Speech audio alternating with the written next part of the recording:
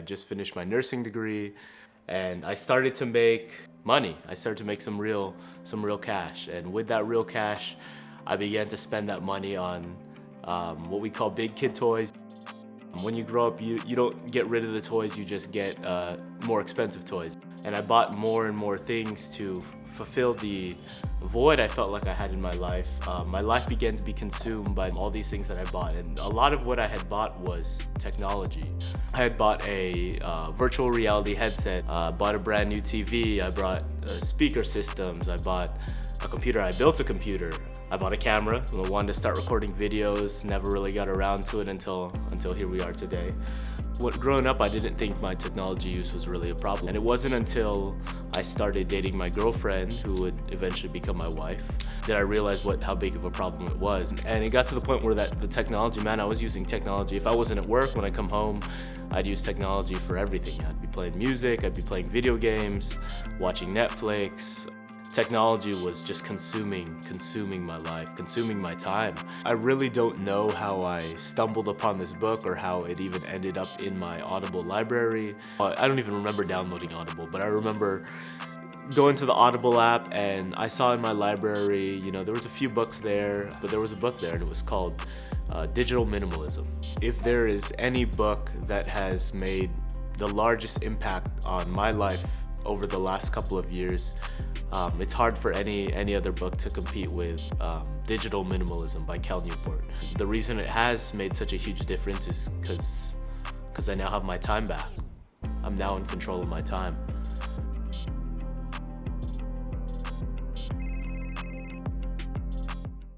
The digital declutter process asks that you take a whole month away from your optional technologies.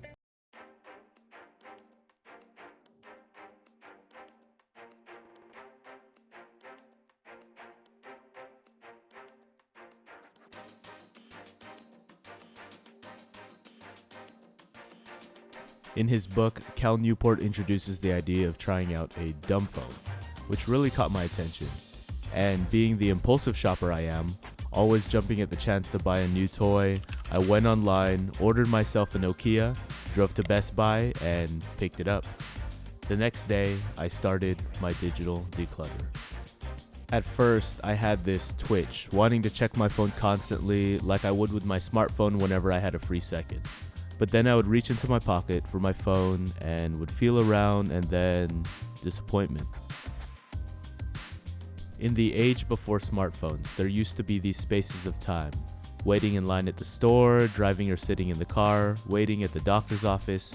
Spaces of time unoccupied, allowing chances to think and reflect, talk to those around you, even read a book. And technology, especially our phones, have filled many of these spaces in our day. As a result, we lose some of the benefits of those gaps of time. We often don't have any time to reflect on our day, let alone reflect on the big picture. We miss opportunities for connection with friends and family, or chances to meet someone new. We may be technically more connected now, but in some ways, we're really not.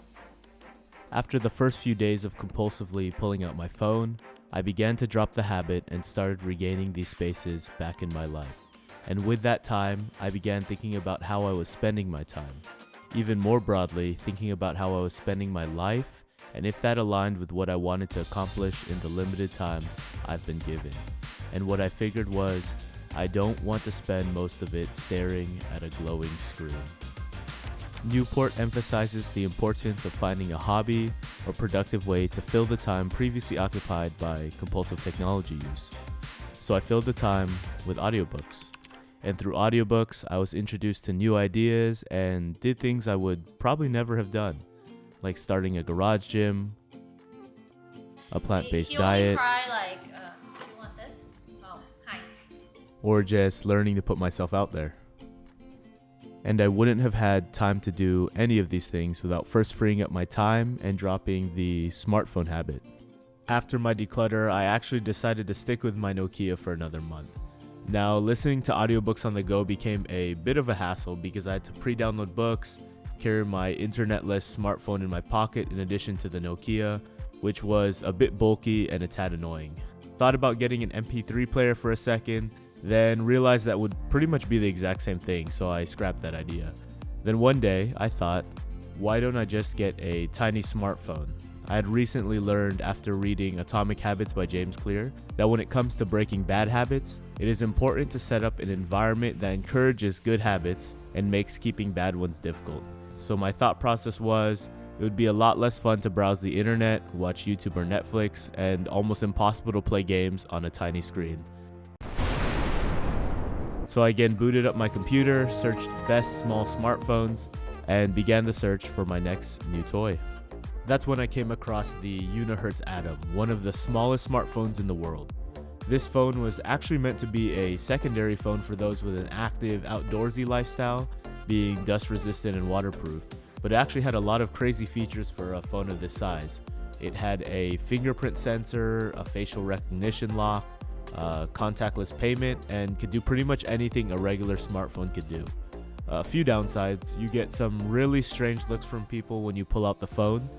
Going through TSA was always interesting, but this phone became my daily driver and I loved using it.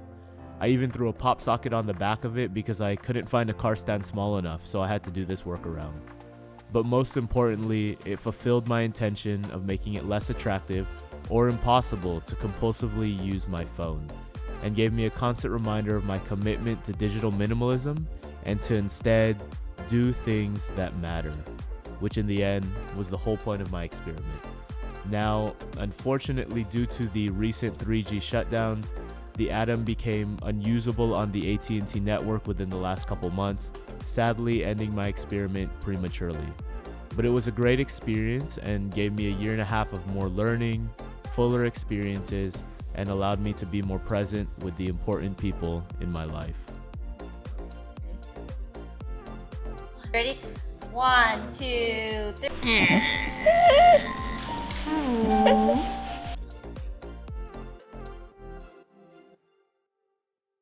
Now don't be alarmed.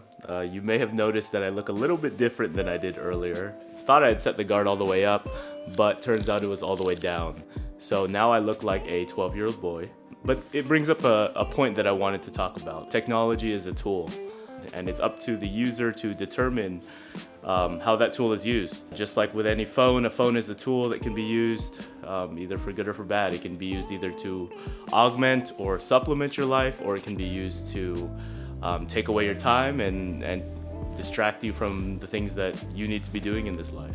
I did make a pretty big decision today and actually decided to go out and get myself a iPhone SE. The smallest and probably the cheapest smartphone that iPhone has available. Hopefully I can get the right safeguards in place. I'm a little bit afraid to go back to an iPhone just because I love that little phone that I had so much, and if it was working, honestly, I'd preferably still be using that phone.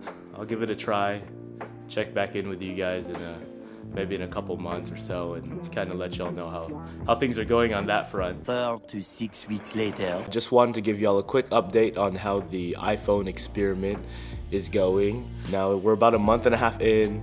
It's taken me so long to release this video that my facial hair has grown back. But the iPhone experiment's going well. I've put a couple of safeguards in place.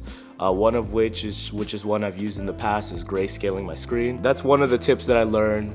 What it's supposed to do is it's supposed to increase the dopamine hit that your brain gets whenever you see those bright colors that our phones usually have. Not as exciting to use, but I want to use my phone less, so that's the point of that. Another safeguard that I've put in place is something called the Freedom app. So let me show this to y'all.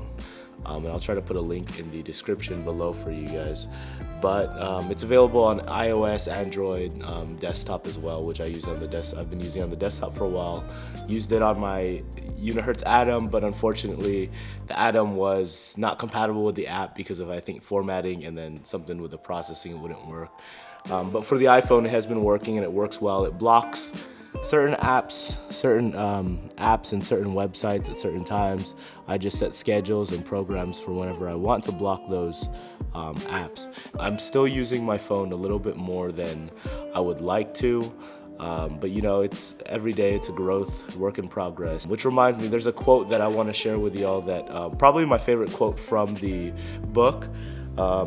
And just as some encouragement for y'all, if you guys are in the journey of digital minimalism and trying to cut back on your technology use, We live in a society now where technology is ubiquitous. You know, it's around us 24/7.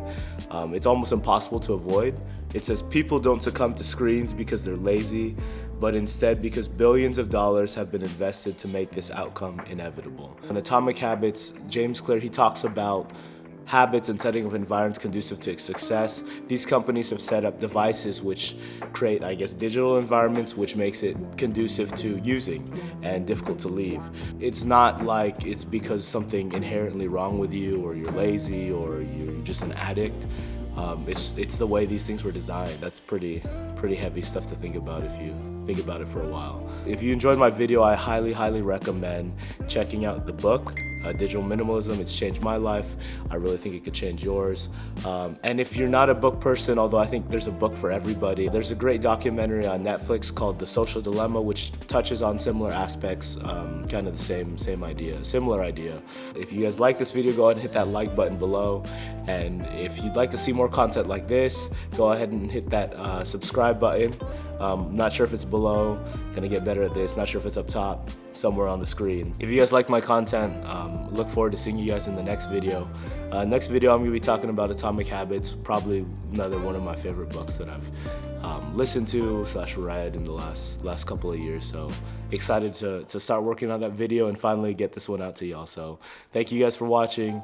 I know it's been a long video. Thank you guys for sticking with me if you guys are still here. I'll see you guys in the next one.